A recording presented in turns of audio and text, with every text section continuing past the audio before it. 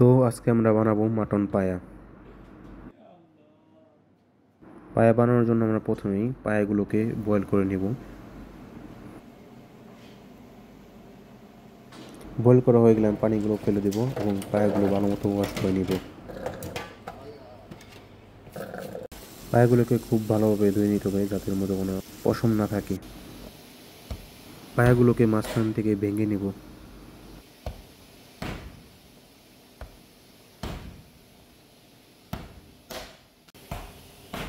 এক এক করে আমি সবগুলো পায়াকে মাঝখান থেকে ভেঙে নেব।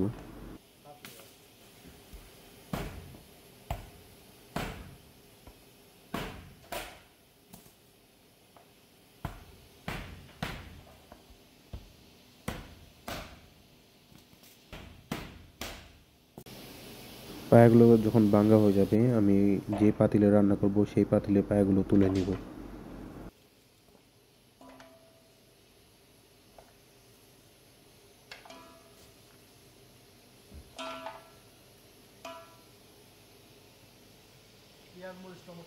এর মধ্যে আমি কিছু পেঁয়াজ চপ দেব, টমেটো চপ দেব এবং কিছু গ্রিন চিলি দিয়ে দেব অ্যান্ড আদা রসুন পেস্ট দিয়ে দিব। আদা রসুনের পেস্টটা পায়ের মধ্যে একটু বেশি রাখতে হবে।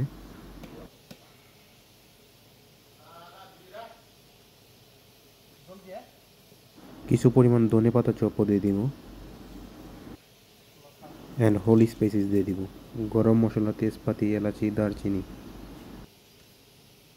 এই পায়ের মধ্যে আমি কোনো এক্সট্রা মশলা ব্যবহার করব না।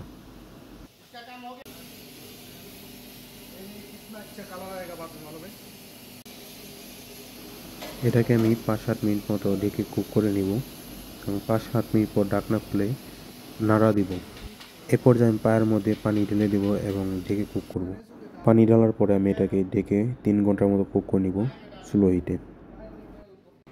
3 ঘন্টা পর আমার পায়াটা প্রপারলি কুক হয়ে গেছে। এই পর্যায়ে আমি এর মধ্যে কিছু পুদিনা পাতা চপ, কিছু আদা চপ অ্যান্ড একটি টমেটো চপ করে দেব।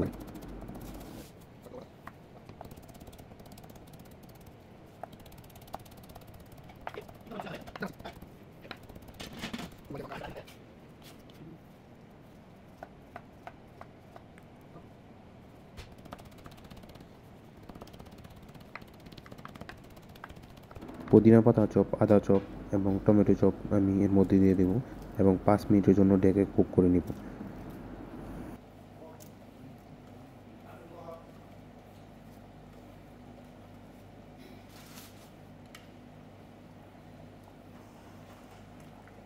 দেখতেই পাচ্ছেন মশলা ছাড়া কি সুন্দর একটি কালার চলে এসেছে। 5 মিনিট কুক করা হয়ে গেলে আমার পায়া রেডি। Please subscribe.